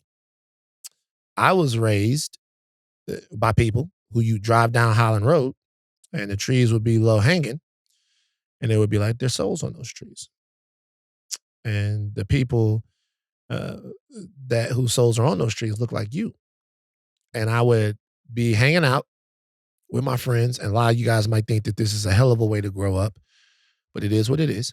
Hanging out with my friends, some of the people that I knew in my class, and my dad would put me to the side and would be like, look, don't get in no trouble with that boy. He's like, why? He's like, I'm telling you, son, y'all play Nintendo, y'all do the whole thing. But if that boy want to get into something stupid, don't get into it. So my friend is white at this point. I'm like, what are you talking about? He's like, if you get in trouble with that boy, they're going to walk him somewhere where he's safe, and you're going to wear everything. And that's just the way it is. Don't ask no questions about it. Don't stomp your feet. I'm telling you, you have to make sure that you protect yourself in these types of situations. And so my world was about walking through it and understanding what being Black meant. I don't know what other people's experiences are. I don't know why people would fuck around with the KKK and making fun, and at a time where Black people are really upset about something, saying that we don't give a fuck. I don't know about that. I don't know. I know that me and Tyler have different lineages. We have different upbringings. We have all different types. I'm just being for real. I'm being for real. And part of that is a fucking fact, though. And part of that is, part of that right there is not something to necessarily like hone in on. But I will say that, like, there is a different, sometimes the real thing is this. There is a part of you. Like, Donald Glover went on the Breakfast Club and he goes, I want to be big and white. He's like, whiteness is blankness. Now, I don't want to be big and white. I just want to be Black. I don't want to ever be anything other than being a Black man. But you know what I do enjoy watching? I do enjoy watching guys who are uninhibited by some of the things that encumber me. Because do you wish that you... No. Okay, I just want to clarify. Do you enjoy it? No. Because, okay. I've always enjoyed like watching somebody, not like hurt Black people, but the reason I enjoy watching people that, like, they just don't give a fuck. They don't fucking care. They just gonna do and say the shit that they want. They gonna take everything that comes along with it. I sometimes I enjoy, particularly the art, because the art ends up going to like really weird and interesting places. To be real with you, that's kind of what people like about hip hop. Like, the hip hop artists, if we wanted to start breaking down lyrics, a lot of the shit that was coming out of the 90s, the shit that we love, is crazy anti-Black, anti-woman, anti-all of that stuff. But we like it because these guys, number one, because it's in our brains and it's catchy music, but these guys live a lifestyle to where they don't have to give a fuck about what other people think about them. But what always happens is, for all of us, you get to a point to where you do. That just doesn't last forever. You do. You care. You want community. You need community. And then what is the interest price in community? The entry price to community is a shared sense of values. And the music and the things that you say, they live forever. They do. And we know that. And I don't know why we think, again, I think with Tyler. Because we be young. No. But I think in particular with Tyler is, as I said at the beginning, this is not the first time this has happened. And he's able to always, we just move on. The cycle moves on. This time feels a little different. So I'm curious to see what the response will be. Yeah. Maybe there won't be. Bring in Akbar. Akbar Ahmed, we're going to talk a little bit about what's going on. Whether or not there is a ceasefire in Gaza right now that is holding or can hold. We got to get right into it. Yes. What is the state of the ceasefire in Gaza right now as we speak? Allegedly, right now, Monday, October 20th, in the afternoon, there is still a ceasefire in Gaza holding, but it is extremely brittle. Both sides have indicated a desire or some sign that they may go out of it. More Israel. I mean, more the Israeli side has shown that they are kind of sowing the seeds to return to all-out war, or kind of a ceasefire minus, right? Which is the fear all along for Palestinians, where it's a ceasefire on the cover, sort of you can say that and say, we tried peace, but there's bombing constantly. And in the last 24 hours, we've seen 45 Palestinians killed, 2 IDF soldiers also killed. But there's a lot of fear about more bloodshed. Were we silly to think that this was, because we know that this was in stages. The ceasefire deal was in stages, and we've seen stage 1. We've seen the hostages return from Gaza. We've seen the Palestinian hostages and other prisoners released. We've seen that happen, but there was always this whole thing about the vagueness of stage 2, the fact that there were no timetables, the fact that there was nowhere to go if there was some sort of violation, really. And it makes me leaving the question, not particularly with this, what's happening right now, but just historically, were we just, it's like all of a sudden after decades and decades and all this back and forth, or war, I should say, that it was all of a sudden going to stop. But I think you hit the nail on the head, like when you said there was nowhere to go with the violations, because ultimately the way that this whole deal was designed was that Donald Trump is going to be the only arbiter, right? So if you wanted this to hold up, you have to trust in Donald Trump to be reliable, focused, and care about human rights. That's a big ask. And right now, what we're seeing is Steve Witkoff, Trump's death envoy, is there in Israel. Jared Kushner is working on this. I think the Trump administration doesn't want this to fall apart, but do they have the tools and the vision to nudge the Israelis to use U.S. leverage? I mean, we know that, talk about getting to the next stage, there's still more than 8,000 Palestinians detained, the vast majority of them with no charges, conviction, even evidence presented for why they have been detained, right? And we don't know how to get further from that. We haven't heard that from Trump officials. Now, there's been some talk about why this recent wave of fighting has kind of kicked off. Israel is saying that there was some firing on their troops. There's been some talk about whether or not an unexploded bomb exploded because they were trying to bulldoze it out of the rubble. The rubble itself, though, seems to be a real sticking point here because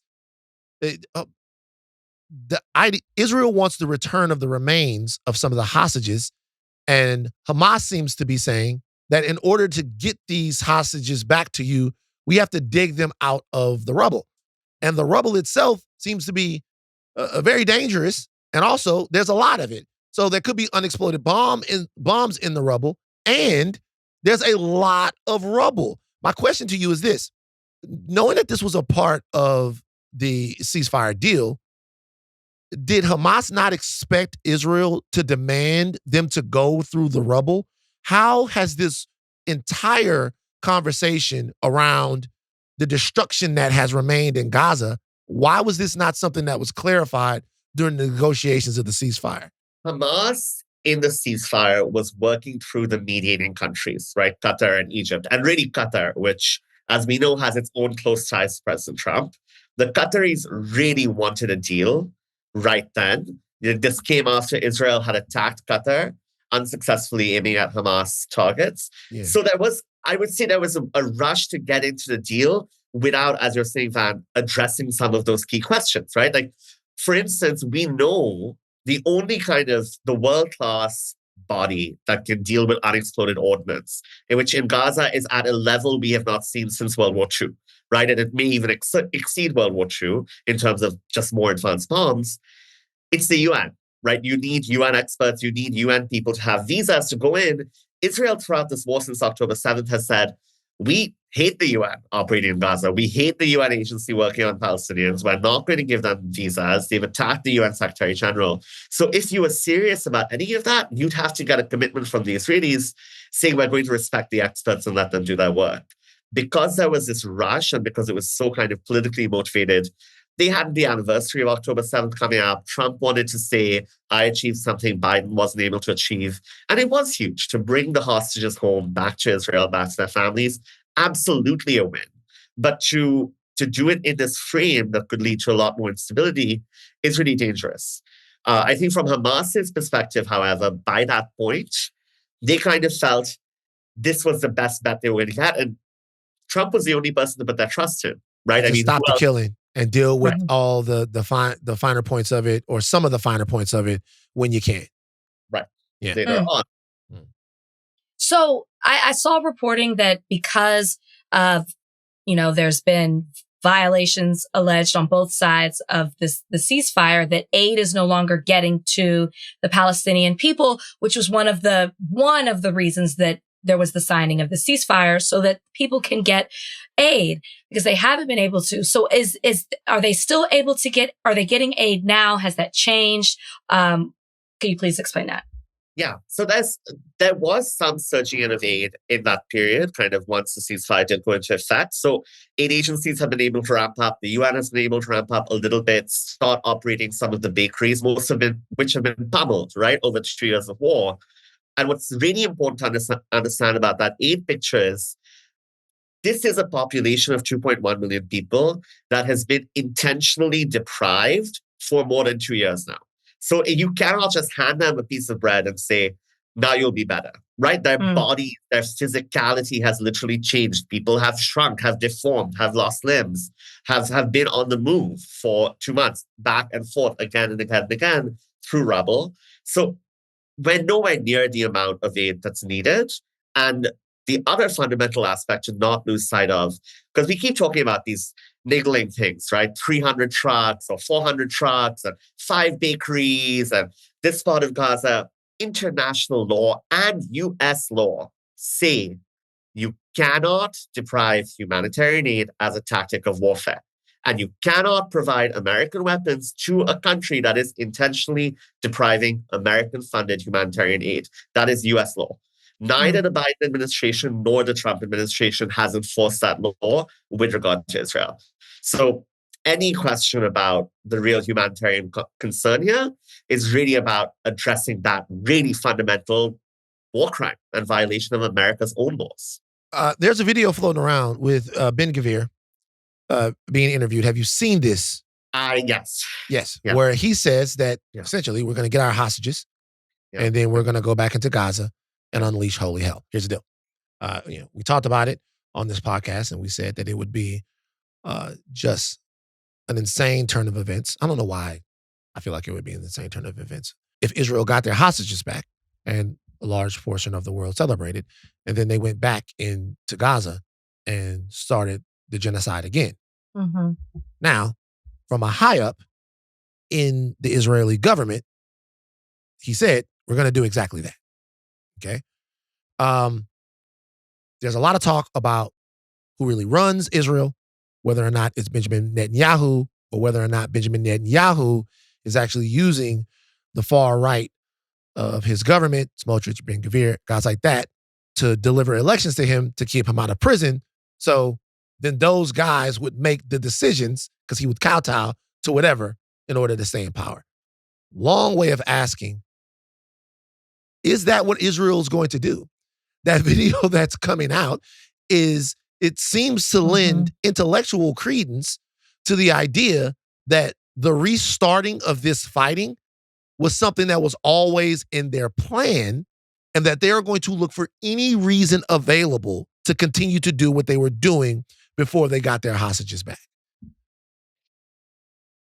So Ben Gavir obviously is catering to his own far-right base, right? He's in a moment where he knows that his political ally Netanyahu has had an agreement with Hamas, which is going to be unpopular with the most hardline Israelis. So Ben Gavir, I do think in this moment needs to posture to that base too. It might not necessarily be a plan, right? It's also so often retrofitting a plan onto just what's happened.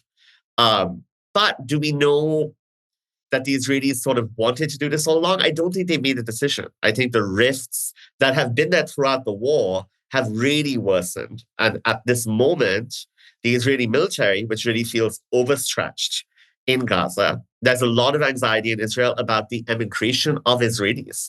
Since Netanyahu has taken power and since October 7th, you've seen tens of thousands of Israelis leave the country, just choose to not be part of this anymore, right? So there's a lot of division within Israeli society right now that I think makes it hard to imagine a specific master plan or grand scheme. But that makes it really easy for someone like Netanyahu to play Trump on a day-by-day, hourly basis, depending on the political calculation that he makes. Is he trying to look like a peacemaker today, or is he trying to cater to his far-right voters and his hardline allies? We do know that ending the war, as you know, is not necessarily in his best political interests, right? And retaining the sense of uncertainty, the sense of the job isn't done, so you still need me. Don't put me out of office and maybe put me in jail. Don't investigate me. That's a beneficial route for Netanyahu. So I think that you'll see him continue to push and certainly not look for a permanent deal Because a lot of what's in a permanent deal, right, in terms of giving up a lot of Israeli control of Gaza, beginning to accept some measure of Palestinian self-governance there again, we don't know that Netanyahu has agreed to any of that. And we know that previously he's reneged. Yeah, I think that's, and I hate to sound so negative. And we talked to, or, just like, I just have no hope that things are going to move in the direction that we want to when we saw that there was going to be a ceasefire deal.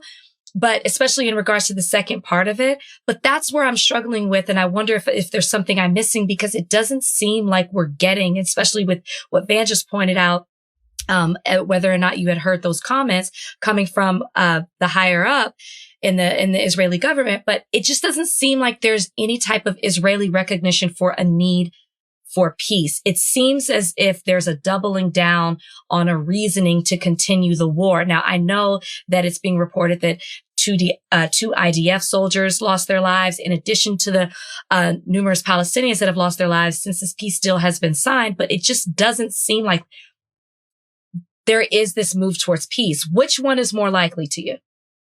Yeah, I think that's severe national trauma in Israel itself, right? And the constant loss of life, people being deployed, people being away from their families and in reserve. And Israelis who do want peace, I don't think are finding either a leader or a route forward.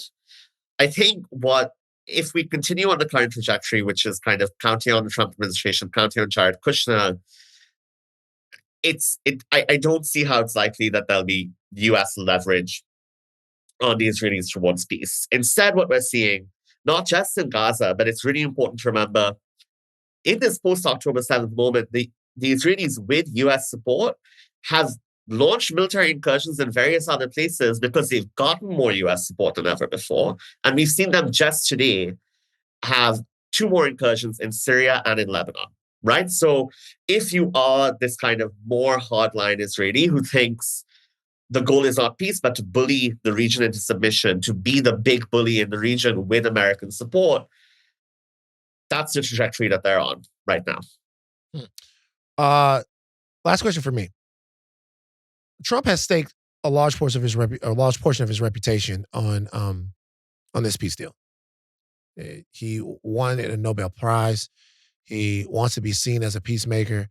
You see reports that he's freaking out on Zelensky, begging Zelensky or imploring Zelensky to accept some type of peace deal in Ukraine, to end it wherever things are right now. And, I don't think that Zelensky is prepared to do that, or that he will ever be prepared to do that, or it doesn't seem likely that he will be anytime soon.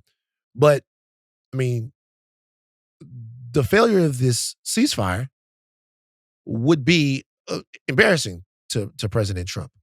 Or maybe it wouldn't be. Maybe nothing is embarrassing to President Trump. So I guess my question is, how much of this would be disastrous for the president if, in fact, it went bad? Or is this just another thing to where, if, in fact, we are at full-fledged war in the coming days or weeks, that Trump will just shrug it off and continue to support Israel in the same way that America has really always? For decades. I think for Trump, there is such a desire. And remember, he made this part of his 2024 election campaign against Biden, right? Biden is allowing all these wars to happen. I will stop them.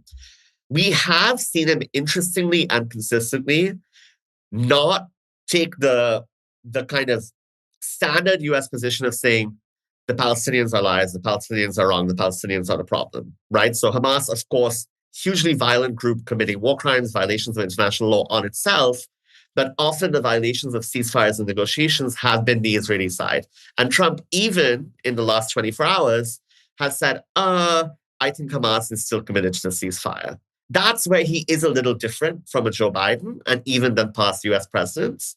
And so if that instinct is still there, where he can see Israel a little more skeptically and apply pressure, maybe he'll stick to that peace thing. I don't know that he would accept a full-fledged return to a Gaza war. I don't think he wants that on his watch. And I think he will throw various things at the wall. The question is whether he finds something effective in terms of US leverage and pressure on Netanyahu. Right now, I don't think Witkoff and Kushner and Tony Blair, right, famous architect of the 2003 invasion of Iraq that has been resurrected to advise the Trump administration, those people are not going to get him those ideas. But I think there are people around him who would push him to take a tougher line and say, look, we, just as he has with Ukraine, say, we are your source of military aid and weapons. We're calling the shots a little bit more. Akbar, last question for me. You are working on a book right now about Gaza. Can you tell us a little bit about that and, all the information and where we can find it? Yeah, thank you so much for asking. I am finalizing my book, which is on the Biden administration's track record and policymaking on Gaza.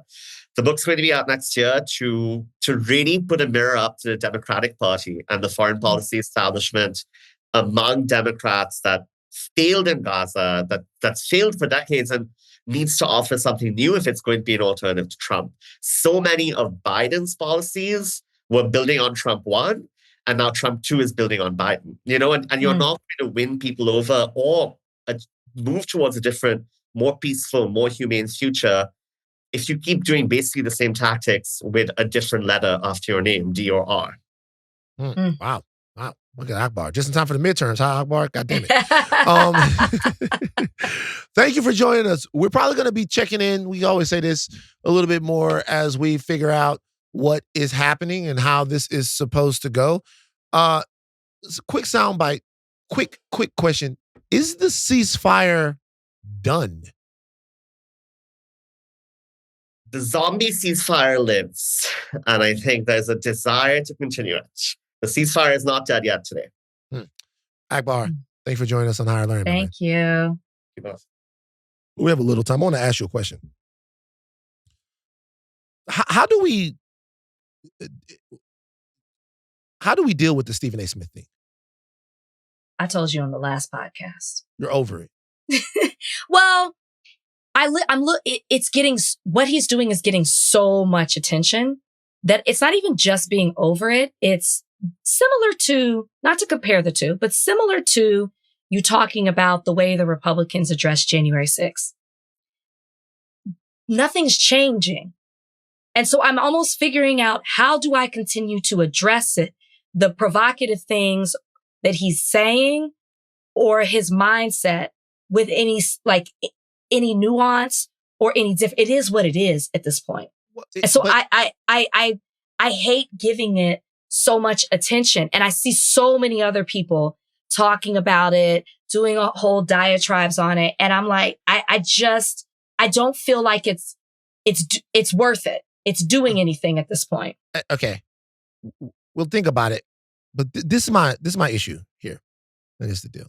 And we're not going to become the anti-anybody podcast or the podcast that checks everybody else's work. It's not, we have to talk about things that we're interested in. But you know what I am interested in?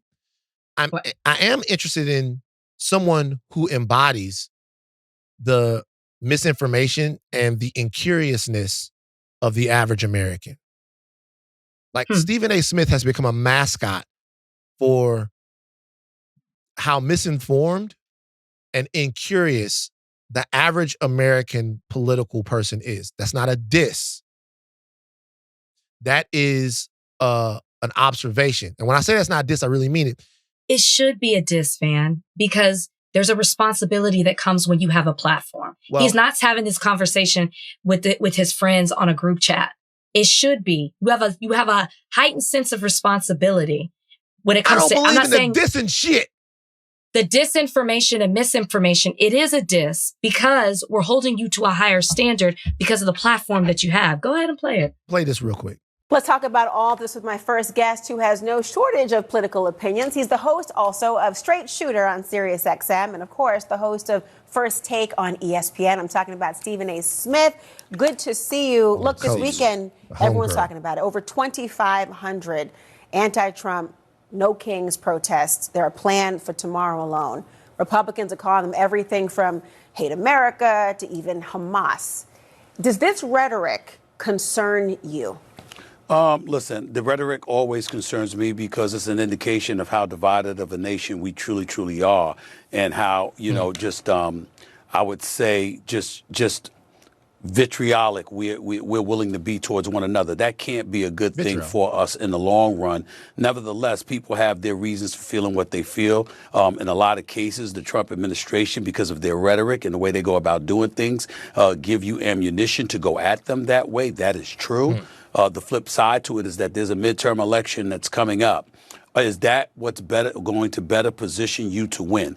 That's what I'm hoping is the attitude of the Democratic Party, that everything that they're doing is something they deem to be strategic in a fashion that they believe will help them regain some level of significance within our government in terms of regaining some power on Capitol Hill. That should be the goal, because anything else is just a bunch of lip service, is a bunch of pomp and circumstance. It's not going to amount to anything. You've got to strategize and come up with a formula that's going to ultimately be something that forces the Republican Party to take a step back, because they have been marching forward since Trump has regained office, and they have pushed the pedal to the metal, and they don't seem to give a damn what anybody feels, because they know they have their base intact. And in the case of the Democrats have made a legitimate case for being rudderless and leaderless. And that's really what's going on right now. So what are you identifying as the political strategy? Is it the grassroots protest separate and apart from what's happening on Capitol Hill? Is it the fight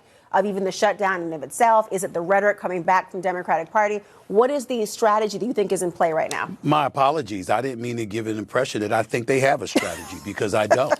That's my problem. See, this is the whole point. I'm glad you asked that question, Laura. I'm not a person. I'm going to be unapologetic about this. Trump, I don't want Trump serving a third term and circumventing the 22nd Amendment of the Constitution, which we all don't believe will happen. I don't want a J.D. Vance to be our next president of the United States of America. But in the same breath, I don't want the Democratic Party to resemble what it did in the past. I think that there needs to be a purge, there needs to be a change, and they need to have a strategy. I think the Democratic Party needs to move more to the center, reminding the American citizens that issues like affordability and health care, even though that's something that they're arguing with this whole shutdown thing in terms of ACA subsidies and what have you. The bottom line is it's about the economy, it's about dollars and cents, it's about affordability, it's about safety in the streets, and I think they need to move towards the center, back towards the center where most of the party is, as opposed to being submissive and at the mercy of the progressive left. That's what I think is the strategy that the Democrats need to employ.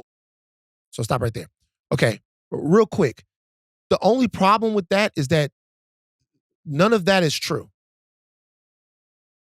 So this is the issue. The issue isn't a personality issue where you want to diss someone, but the reason why you feel the need to speak on that is because that's not true.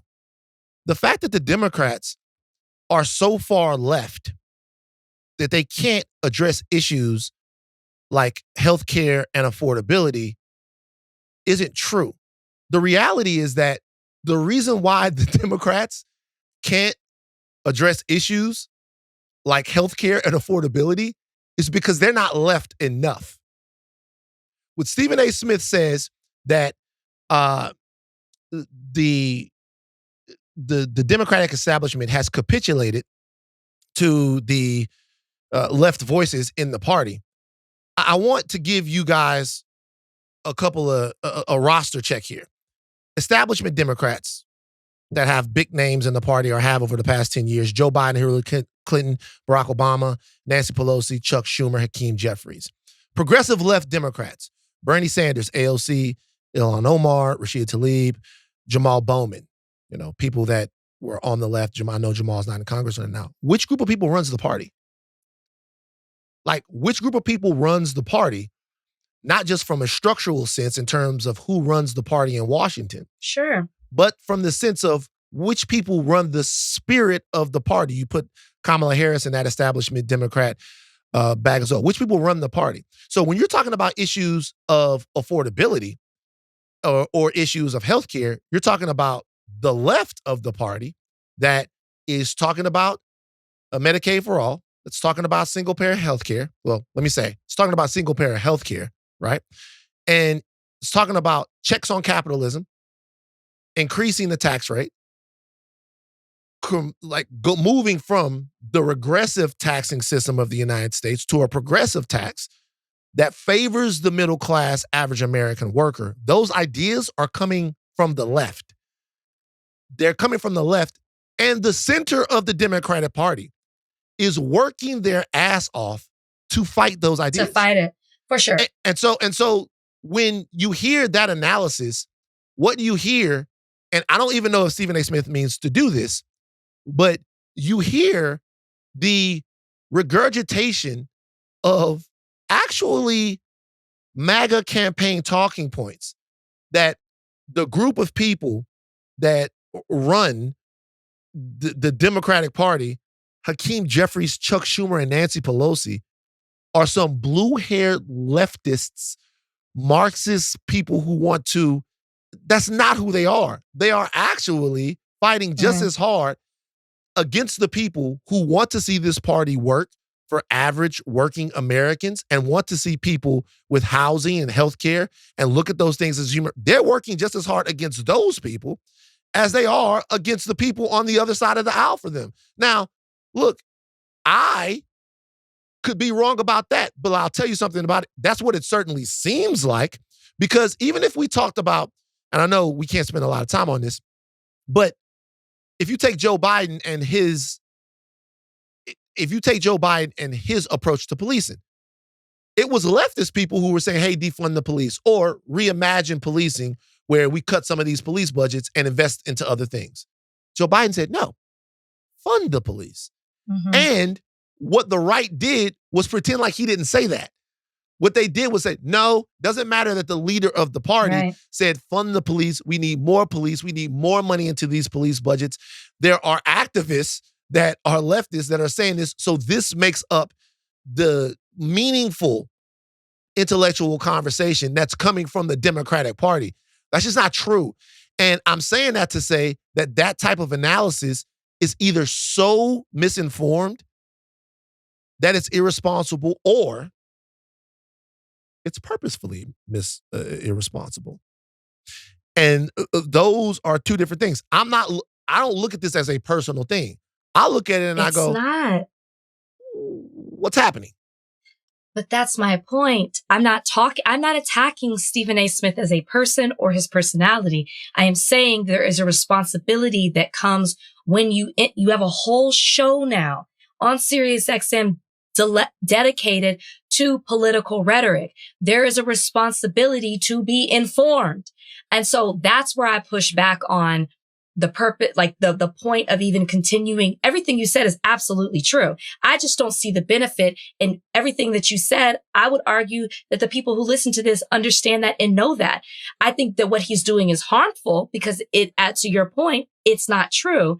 But I'm trying to find the reasoning or whether it's worth it to continue to address the things that he keeps saying.